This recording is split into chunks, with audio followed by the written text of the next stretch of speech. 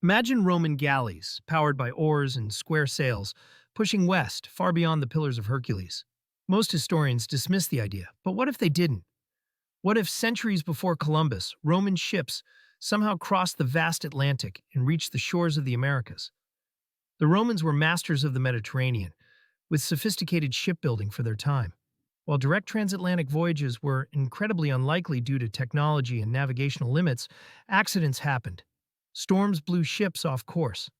Could a lost fleet, or perhaps a uniquely daring explorer, have made the journey? Let's assume, just for this thought experiment, that they did. Around the peak of the Roman Empire, say the 1st or 2nd century AD, a Roman vessel lands somewhere in the Caribbean or along the eastern coast of the Americas. What would they find? Not the empires encountered by later Europeans, but diverse societies, mound builders in North America, early Mayan city-states developing in Mesoamerica, various tribal groups across both continents. The Romans, viewing anyone outside their empire as barbarians, would likely see potential resources in labor. Initial contact would be fraught with confusion, vastly different languages, customs, and technologies. The Romans possessed iron weapons and armor, a significant advantage over the stone and obsidian tools common in many parts of the Americas at the time. But the deadliest exchange wouldn't involve swords or spears. Romans would carry diseases like smallpox and measles, to which Native Americans had no immunity. Just as European arrival devastated indigenous populations centuries later, Roman contact could trigger catastrophic epidemics, potentially wiping out entire cultures long before they reach their historical peaks.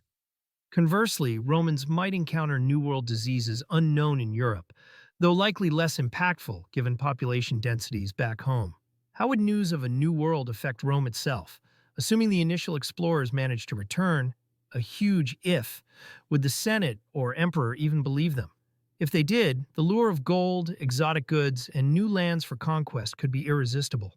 Imagine Roman legions, not just fighting Gauls or Parthians, but attempting campaigns thousands of miles across an ocean, searching for rumored cities of gold. This introduces immense logistical challenges. Maintaining supply lines across the Atlantic would be vastly harder than controlling the Mediterranean. Could Rome sustain colonization efforts? Perhaps small, isolated Roman outposts might cling to the coast, trading or raiding. But a full-scale conquest like Spain's seems improbable given Roman naval technology. Yet, even limited contact could reshape history. Imagine potatoes, tomatoes, or corn arriving in Europe over 1,000 years early. These crops revolutionized Old World agriculture later. Introduced earlier, they might have bolstered Rome's population and perhaps even staved off its decline by improving food security.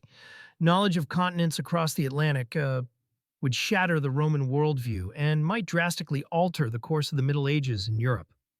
Would these American empires even exist as we know them if Rome arrived centuries early, bringing disease and iron? The scenario remains fascinating speculation. A Roman discovery of America would fundamentally rewrite the histories of multiple continents. It's a world where Roman legions might clash with jaguar warriors, where Latin inscriptions could lie hidden in jungle ruins, forever changing the tapestry of human civilization. What do you think would have been the biggest change?